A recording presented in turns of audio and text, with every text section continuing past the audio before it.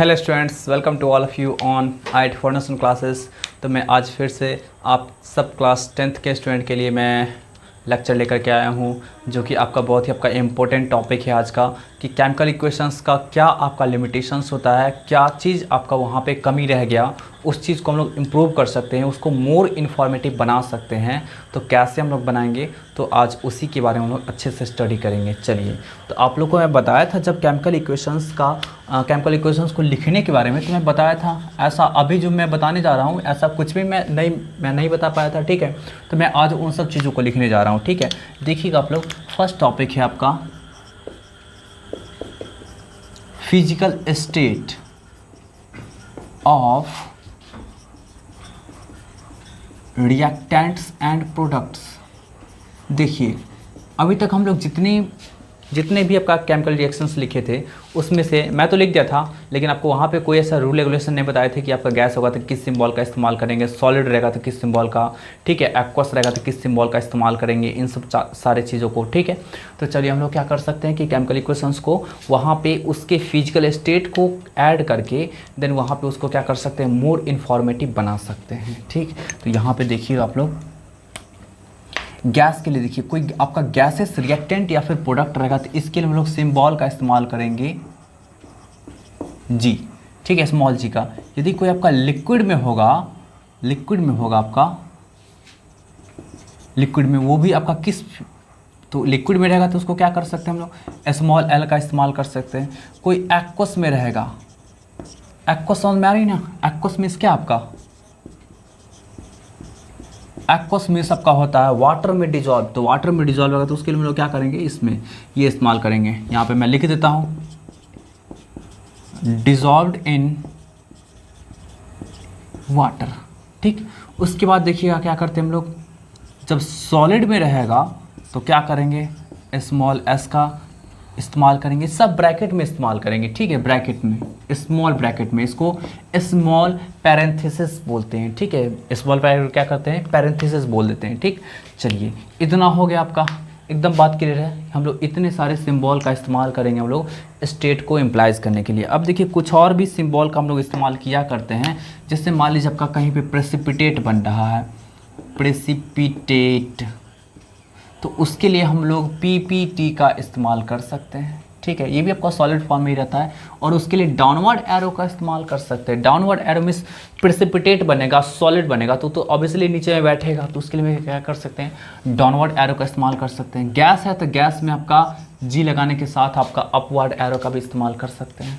ठीक है, कोई डाउट है? तो चलिए कुछ एग्जाम्पल हम लोग कर लेते हैं, बहुत ही छोटे छोटे एकदम बेसिक एग्जाम्पल्स को कर लेते हैं। देखिएगा आप लोग, जैसे देखिए, Zn का सॉलिड फॉर्म H2SO4 का लिक्विड फॉर्म से कंबाइन करेगा। ठीक है, तो कंबाइन करेगा तो आपका बनाएगा ZnSO4। ठीक है, यहाँ पे बोल सकते हैं, यहाँ पे एक्वस फॉर्म बोल सकते हैं, एक्वस फॉर्म में सबका क्या कि H2SO4 किस में डिजॉल्व है जी, वाटर में डिजॉल्व है। तो आपका देखिए, यहाँ पे सॉलिड फॉर्म था ना, ये आपका इससे कंबाइन करके क्या होगा आपका, बिल्कुल ये भी आपका क्या होगा, डिजॉल्व हो जाएगा। तो डिजॉल्व हो जाएगा तो आपका क्या होगा, एक्वस में कन्वर्ट होगा। यहाँ से आपका हाइड्रोजन गैस क्या होगा, आपका रिलीज होगा। हाइड्रोजन रिलीज होगा किस फॉर्म में, गैस के फॉर्म में। तो आपका क्या होगा, यहाँ पे H2 तो लिखेंगे, ब्रैकेट में जी लगा देंगे, और आपका यहाँ पे एक अपवर्ड एरो को दिखा देंगे। कोई डाउट है? एकदम क्लियर है। चलिए, ये आपका हो गया। उसी तरह देख लीजिएगा आपका BaSO4, इसका हम लोग एक्वस इस्तेमाल कर रहे हैं। फिर देख लीजिएगा आपका NaCl, इसको भी हम लोग एक्वस इस्तेमाल कर रहे हैं स्टेट। ठीक है, वाटर में डिजॉल्व है, ये भी आपका। अब यहाँ से देखिए तो हम लोग क्या करेंगे, इसको जब कंबाइन करेंगे तो क्या होगा, आपका BaCl2 बनाएगा, जो कि प्रेसिपिटेट बन करके PPT बन करके आपका क्या होगा, नीचे बैठ जाएगा, और फिर आपका क्या होगा, Na2SO4 कन्वर्ट हो जाएगा, जो कि आपका एक्वस स्टेट में रहेगा प्रेजेंट। ठीक है, कोई डाउट है? तो इस तरह करके आपका हो सकता है। ठीक, एकदम क्लियर है ना। चलिए, तो ऐसे ही करके आपको क्या हो सकते हैं, बहुत सारे रिएक्शंस हो सकते हैं जहाँ पे आप क्या कर सकते हैं, स्टेट को लगा करके उसको मोर इन्फॉर्मेटिव बना सकते हैं। एकदम क्लियर है ना। ठीक है, चलिए आगे बढ़ें। और ये एग्जांपल आप देखना चाहते हैं तो देख लीजिए आप, CaCO3 ये सॉलिड फॉर्म का है, आप इसको हीट करेंगे तो हीट करने के बाद आपका क्या होगा CaO, बिल्कुल सॉलिड फॉर्म में बचेगा, और फिर आपका क्या होगा CO2 जो कि आपका गैस फॉर्म में बचेगा, और ये आपका क्या होगा उड़ जाएगा। ठीक है, तो यहाँ पे देख लीजिए, इसको हम लोग इन्फॉर्मेटिव बना दिए। इसका कौन सा फॉर्म रहेगा तो सॉलिड फॉर्म, किस फॉर्म में कन्वर्ट होगा तो सॉलिड फॉर्म में, ये किस फॉर्म में कन्वर्ट होगा तो आपका गैस फॉर्म में। ठीक है, कोई डाउट है? चलिए अब हम लोग चलते हैं नेक्स्ट पॉइंट की ओर। तो ऐसे करके क्या कर सकते हैं, फिजिकल स्टेट को दिखा करके इसको थोड़ा सा ज़्यादा इन्फॉर्मेटिव बना सकते हैं, जिससे कि हम लोग को स्टेट के बारे में पता चल पाएगा। सेकेंड देखिएगा आप लोग, सेकेंड देखिएगा, यूज ऑफ, या बोल सकते हैं टू शो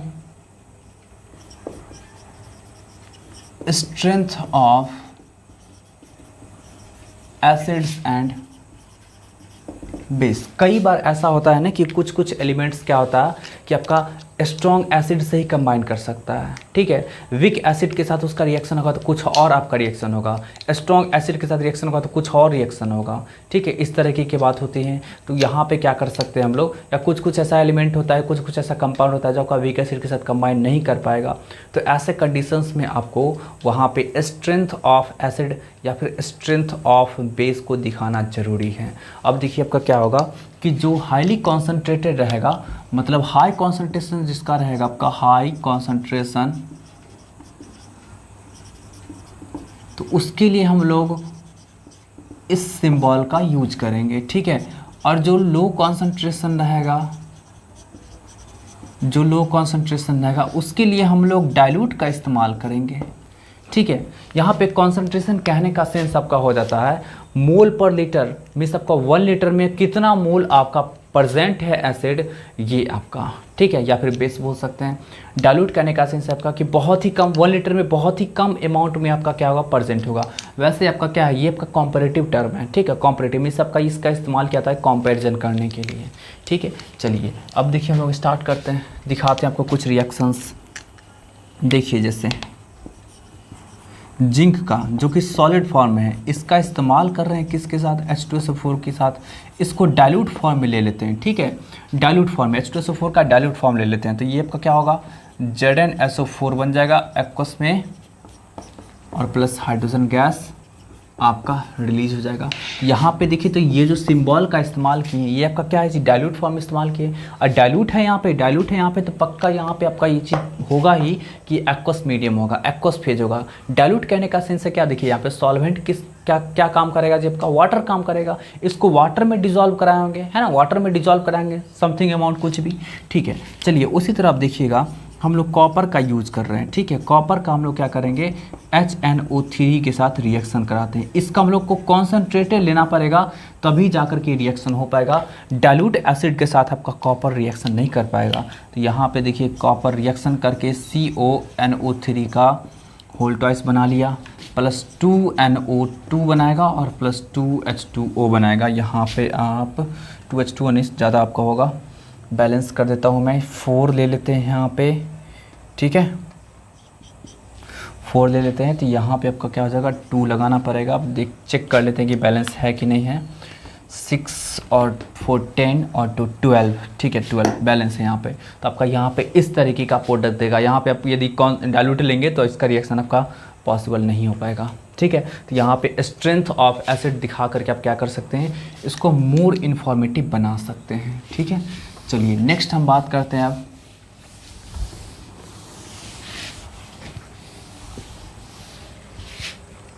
नेक्स्ट देखिए, by showing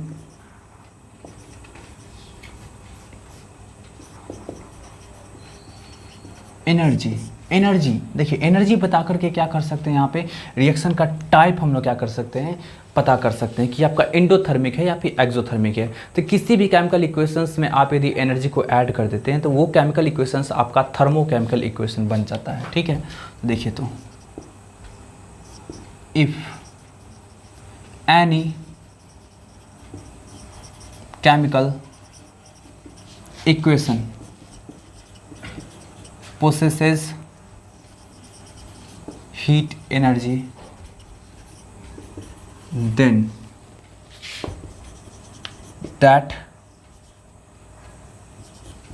equations are called thermochemical energy। अब sorry, thermochemical equation, thermochemical equation. अब यहाँ पे देखिए थर्मोकेमिकल इक्वेशन आपका दो तरीके का होता है, ठीक है। ये आपका इक्वेशन जो होता है आपका, ये दो तरीके का होता है। कौन कौन सा होता है? तो पहला आपका हो जाएगा एक्सोथर्मिक इक्वेशन, सेकेंड आपका हो जाएगा एंडोथर्मिक इक्वेशन, ठीक है। एक्सोथर्मिक इक्वेशन या फिर एंडोथर्मिक इक्वेशन। तो आपको पता है यहाँ पे कि एक्सोथर्मिक इक्वेशन में क्या होता है जी, हीट एनर्जी रिलीजेज, बता चुके हैं पहले आप लोगों को, ठीक है। यहाँ पे क्या होगा आपका, हीट एनर्जी रिलीज होगा, ठीक, कोई डाउट है। एंड यहाँ पे क्या होगा जी, हीट एनर्जी एब्जॉर्ब्ड। चलिए इसमें देखिए कुछ एग्जांपल्स आपको दिखाते हैं। जैसे देखिए हीट एनर्जी रिलीज, आप अपने प्रैक्टिकल लाइफ में देखे होंगे कि हम लोग क्या करते हैं, स्लैग लाइम को, कली चूना जिसको बोलते हैं, ठीक है, उसको क्या करते हैं हम लोग, लाते हैं, ठीक है, शॉप से खरीद करके उसको वाटर में डालते हैं। तो वाटर में डालते हैं, जैसे ही डालते हैं तो बहुत ज़्यादा तेज़ी से आपका क्या होता है, वहाँ पे आपको हीट एनर्जी निकलता है एकदम बहुत ज़्यादा तेज़ी से, और बहुत ही ज़्यादा आपका हॉट सॉल्यूशन हो जाता है, ठीक है। बहुत ज़्यादा आपका क्या होता है, हॉट सॉल्यूशन होता है। तो ऐसा आपका रिएक्शन क्या होगा जी, आपका कौन सा रिएक्शन आपका होगा जी, कौन सा रिएक्शन होगा, एक्सोथर्मिक ऑब्वियसली। यहाँ से देख लीजिए तो CaO कैल्शियम ऑक्साइड को यदि वाटर के साथ रिएक्शन करा देंगे तो क्या बनाएगा आपका ये CaOH का होल ट्वाइस, ठीक है। एंड प्लस आपका हीट, बहुत ज़्यादा आपका हीट अमाउंट रिलीज करता है, ठीक, कोई डाउट है, आई बात समझ में ना। चलिए उसी तरह देखिए तो आपका और भी देख लीजिए, जैसे कार्बन को बर्न करेंगे हम लोग ऑक्सीजन के प्रेजेंस में तो CO2 देगा और प्लस आपका हीट देगा। और कार्बन मीन्स कोक, कोक ले सकते हैं या फिर कोल ले सकते हैं, ठीक है, लकड़ी भी ले सकते हैं आप। उसमें क्या होता है आपका कार्बन हो जाता है, तो वहाँ पे इसको बर्न करने पे देखते हैं हीट एनर्जी निकलता है ना। अरे खाना बनाने में इस्तेमाल करते हैं ना, अभी भी आप लोग कोयला का इस्तेमाल करते हैं खाना बनाने में, लकड़ी का इस्तेमाल करते हैं खाना बनाने में, नहीं करते होंगे, ठीक है। आप करते हैं ना, गैस का इस्तेमाल करते हैं ना, LPG गैस का, उसमें क्या रहता है आपका, कार्बन ही तो रहता है, कार्बन एंड हाइड्रोजन का आपका कॉम्बिनेशन होता है जिसको हाइड्रोकार्बन बोला करते हैं। तो वहाँ पे वो बर्न होता है तो आपका CO2 plus water vapour plus वो भी तो हीट देता है। तो आप देख सकते हैं यहाँ पे, जैसे वहाँ पे मैं बात कर रहा हूँ आपका, ये कोक तो समझ गए ना आप, जो भी इस्तेमाल कर रहे हैं, जो भी इस्तेमाल कर रहे हैं। मैं और भी एग्जांपल्स दिखा देता हूँ, मैं ऊपर एग्जांपल दिखा देता हूँ, शायद आप लोगों को नहीं दिख पा रहा होगा। देखिए हम लोग बात कर रहे हैं इसका, जो LPG गैस का इस्तेमाल करते हैं C4H10, ये LPG गैस होता है, लिक्विफाइड पेट्रोलियम गैस, ठीक है, इसको बोला करते हैं ब्यूटेन। चलिए इसको हम लोग क्या करें, रिएक्शन कराएंगे तो ये देगा आपका CO2 plus H2O plus heat energy, क्या होगा आपका एक्सोथर्मिक रिएक्शन होगा। आप इसको बैलेंस कर सकते हैं, 4 हो गया आपका, यहाँ पे 10 है तो 5 हो जाएगा। अब देखिए 4 2 जा 8 और 5 कितना 13, यहाँ से 13/2, यही आपका क्या हुआ, आपका केमिकल इक्वेशन हो गया, ठीक है, कोई डाउट है, जो कि आपका थर्मोकेमिकल इक्वेशन का कौन सा आपका है जी, एक्सोथर्मिक रिएक्शन का एग्जांपल हो गया। और भी आप देख लीजिए ना, रिस्पायरेशन, रिस्पायरेशन रिएक्शन, इसमें आपका क्या होता है कि ग्लूकोज जो होता है C6H12O6, इसका हम लोग क्या करते हैं, ऑक्सीजन के प्रेजेंस में डिकम्पोज करते हैं। हम लोग नहीं, मतलब हमारे बॉडी में डिकम्पोजिशन होता है। तो ये आपका क्या देगा जी, CO2 देगा प्लस वाटर मॉलिक्यूल देगा प्लस आपका हीट देगा, ठीक है। आप इसको बैलेंस कर सकते हैं, यहाँ पे 6 हो जाएगा, यहाँ पे भी 6 हो जाएगा, एंड यहाँ पे आपका कितना हो जाएगा, देख लीजिए 12 और आपका कितना 6 18, यहाँ पे 6 ऑलरेडी प्रेजेंट है तो आपका क्या हो जाएगा, यहाँ भी 6 हो जाएगा, ठीक है। तो आपका क्या हुआ, ये आपका इक्वेशन हो गया, ठीक है। मीन्स रिस्पायरेशन के बाद हम लोग जो रिस्पायरेशन जो भी ऑक्सीजन लेते हैं वो ऑक्सीजन क्या होता है आपका ब्लड में डिजॉल्व होकर के आपका हीमोग्लोबिन के साथ डिजॉल्व होकर के ऑक्सी हीमोग्लोबिन बनाता है, वो जाकर के आपके सेल में जाकर के रिलीज होता है। सेल में आपका क्या होता है ग्लूकोज का डिकम्पोजिशन होता है, देन वहाँ पे आपका CO2 प्लस वाटर वेपर मतलब वाटर निकलता है एंड आपका एनर्जी निकलता है जो कि आपका माइटोकॉन्ड्रिया एब्जॉर्ब कर लेता है, पता ही हो आप लोगों को सबको, ठीक है। चलिए अब हम लोग बात करते हैं इसमें। वैसे यहाँ पे कुछ आप एग्जांपल्स और भी ले सकते हैं जो कि उसका डिजोल्यूशन, कुछ ऐसे आपका साल्ट हैं जिसका डिजोल्यूशन क्या देता है जी आपका वो एक्सोथर्मिक होता है। जैसे देख लीजिए आपका dissolution of anhydrous copper sulphate. Anhydrous copper sulphate का डिजोल्यूशन जो होता है आपका, ये भी एनहाइड्रस कॉपर सल्फेट समझते हैं ना, कॉपर सल्फेट जो होता है वो आपका इस फॉर्म का होता है, इसको बोलते हैं हाइड्रेटेड कॉपर सल्फेट, जिसका कलर क्या होता है ब्लू होता है। But anhydrous copper sulphate means क्या, ये 5 वाटर मॉलिक्यूल नहीं होगा। एनहाइड्रस कहने का सेंस ये होता है आपका वाटर मॉलिक्यूल का अब्सेंस, एकदम बात समझिएगा, ठीक है। एनहाइड्रस मीन्स आपका क्या होगा जी वाटर मॉलिक्यूल का अब्सेंस, तो एनहाइड्रस मॉलिक्यूल्स को आप वाटर में डिसॉल्व कराएंगे तो वो आपका क्या होगा एक्सोथर्मिक रिएक्शन का एग्जांपल होगा। और भी देख लीजिए dissolution of sodium sulphate. Sodium sulphate का भी आपका क्या होगा डिसोल्यूशन जो होगा आपका वो भी आपका क्या होगा जी यही होगा एक्सोथर्मिक होगा। फिर और भी देख लीजिए dissolution of sodium carbonate monohydrate, इसका केमिकल फॉर्मूला जो होता है आपका Na2CO3.H2O, इसका भी डिसोल्यूशन जो होगा वो क्या होगा जी आपका एक्सोथर्मिक होगा। कोई डाउट है तो आप लोग नोट करते चलिएगा। अब हम लोग डिस्कस करेंगे हम लोग एंडोथर्मिक रिएक्शन पे।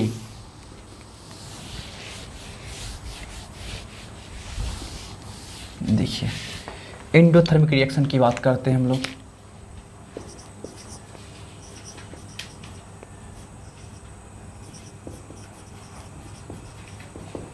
एंडोथर्मिक रिएक्शन, देखिए एंडोथर्मिक रिएक्शन में आपको सब कुछ पता है कि एंडोथर्मिक रिएक्शन में क्या होता है आपका हीट एनर्जी एब्जॉर्ब होता है, ठीक है। हीट एनर्जी आपका क्या होता है एब्जॉर्ब होता है, तो रिजल्टिंग आपका मिक्सचर जो होगा ऐसे में आपका क्या होगा ठंडा मिलेगा, ठीक है। तो यहाँ पे देखिए तो आपका क्या होगा देख लीजिएगा, यहाँ पे हम लोग क्या करते हैं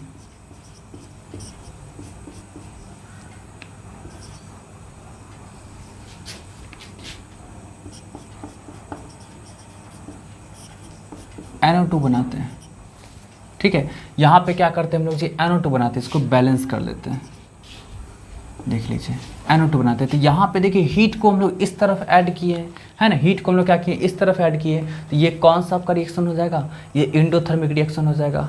कोई डाउट है, ये आपका क्या होगा एंडोथर्मिक रिएक्शन होगा। ऐसा ऐसा आपका बहुत सारा ऐसा रिएक्शन है जो कि आपका क्या होगा जी एंडोथर्मिक होगा, जहाँ पे आपको हीट सप्लाई करना पड़ रहा है, आपका बाहर से हीट सप्लाई करना पड़ रहा है, तो ऐसा रिएक्शन आपका क्या होगा जी एंडोथर्मिक रिएक्शन हो जाएगा, ठीक है। और भी देख लीजिए आपका डिसोल्यूशन ऑफ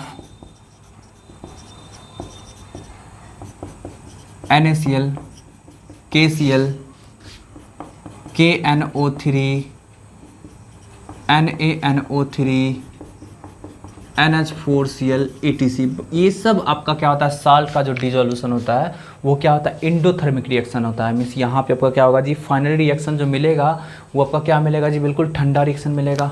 कोई डाउट है, एकदम क्लियर है ना। चलिए अब हम लोग बढ़ते हैं आगे नेक्स्ट टॉपिक की ओर। फोर्थ पॉइंट की ओर हम लोग चलते हैं, और ये फोर्थ पॉइंट क्या है आपका to represent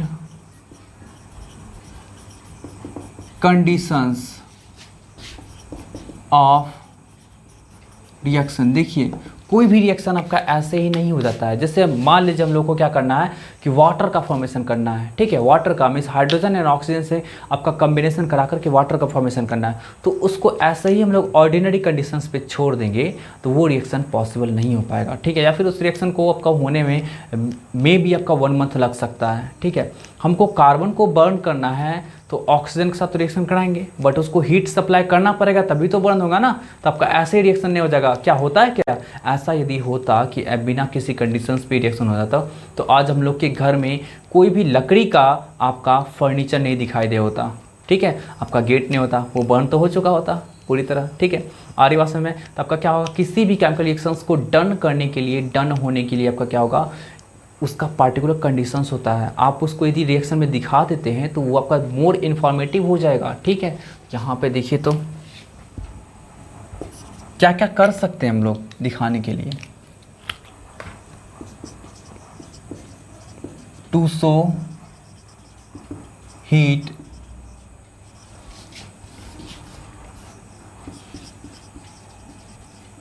presence of heat, sunlight, किसी किसी जगह आपका सनलाइट भी होता है, प्रेशर,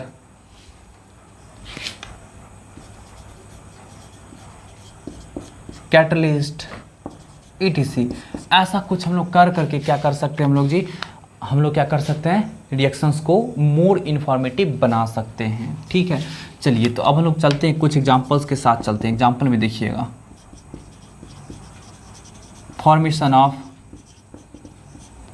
अमोनिया की बात कर लेते हैं, ठीक है। अमोनिया की बात कर लेते हैं तो उसको क्या करेंगे, नाइट्रोजन को इसके गैसेस फॉर्म को लेंगे, हाइड्रोजन के साथ ही इसके भी गैसेस फॉर्म को लेंगे एंड रिएक्शन कराएंगे, ठीक है। तो रिएक्शन कराएंगे तो आपका क्या देना पड़ेगा, यहाँ पे आपको 500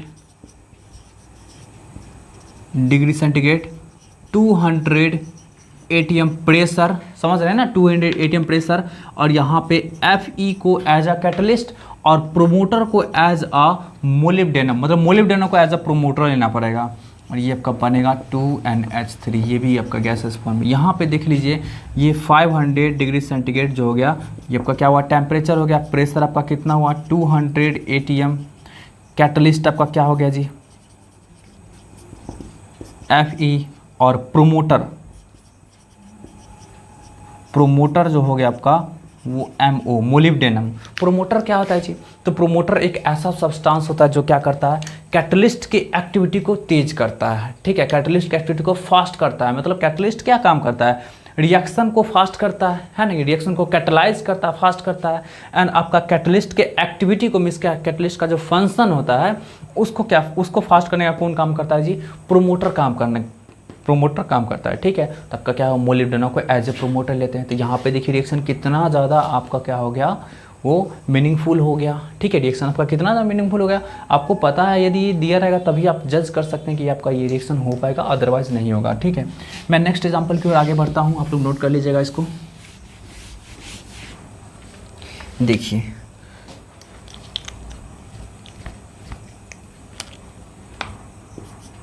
KClO3 का डिकम्पोजिशन, ये सॉलिड फॉर्म में है, इसको डिकम्पोज करना है। तो डिकम्पोज होने के बाद आपका बनेगा KCl, वो भी सॉलिड फॉर्म में, एंड ऑक्सीजन जो कि गैसेस फॉर्म में होगा वो भी उड़ जाएगा, ठीक। चलिए तो यहाँ पे देखिए सबसे पहले बैलेंस कर लेते हैं, बैलेंस कर लिए, ठीक है। अब देखिए क्या करना पड़ेगा कि ये रिएक्शन ऐसे ही नहीं हो जाएगा, इसको ब्रेक करना है, तोड़ना है, तो इसके लिए क्या करना पड़ेगा, आपको हीट लाना पड़ेगा। तो हीट के लिए हम लोग इसका इस्तेमाल करते हैं, ट्रायंगल का। इसको क्या बोलेंगे हम लोग जी, इसको क्या बोलेंगे हम लोग, डेल्टा बोला करते हैं, ठीक है, डेल्टा बोला करते हैं, तो इसका इस्तेमाल करेंगे। फिर आपका ये यहाँ पे कुछ कैटलिस्ट में भी हो सकता है यूज, तो यूज यदि होगा तो आपका ये MnO2 मैग्नीज डाइऑक्साइड, ये आपका क्या होगा, कैटलिस्ट होगा, ठीक है। तो इस कैटलिस्ट का यूज कर सकते हैं। और भी देख लीजिए आप, CaCO3 कैल्शियम कार्बोनेट, आप इसको क्या करेंगे, हीट करेंगे तो कन्वर्ट होगा आपका ये, तो इसको सिंपली हीट करने के बाद हो जाएगा, ठीक है। तो कुछ सर्टेन आपका टेम्परेचर होगा, उस पर हीट करेंगे तो ये हो जाएगा, ठीक है। आपको मान लीजिए HCl बनाना है, HCl बनाना है, तो क्लोरीन का कोई भी रिएक्शन होता है ना, उसके लिए आपको सनलाइट लाना जरूरी होता है, तभी आपका रिएक्शन हो पाएगा। अदरवाइज नहीं हो पाएगा। तो यहाँ पे आपको सनलाइट लाना पड़ेगा, तभी आपका पॉसिबल है। ठीक है, यहाँ पे सनलाइट लाएंगे तभी आपका क्या हो सकता है, ये रिएक्शन हो सकता है। तो आपका बन गया ना HCl, कोई डाउट है? उसी तरह आपका photochemical reaction, sorry photosynthesis reaction जो है आपका, जो आपका CO2 एंड वाटर मिल करके क्या करता है, आपका बनाता है, वो कार्बोहाइड्रेट का फॉर्मेशन करता है। तो वो भी क्या होता है आपका, वो भी क्या होता है, वहाँ पे आपका क्लोरोफिल का प्रेजेंस होना ज़रूरी होता है, सनलाइट का प्रेजेंस होना ज़रूरी होता है। तो ऐसे कुछ आपका स्पेसिफिक कंडीशंस का प्रेजेंस होना ज़रूरी होता है, तभी जाकर के आपका क्या होगा, आपका जो केमिकल इक्वेशंस होगा वो आपका मोर इन्फॉर्मेटिव बन पाएगा। ठीक है, एकदम क्लियर है। तो अब हम लोग मिलेंगे नेक्स्ट वीडियो में बहुत ही अच्छे से टॉपिक के साथ, बहुत ही इंपॉर्टेंट टॉपिक के साथ। तब तक के लिए bye bye, take care, good night.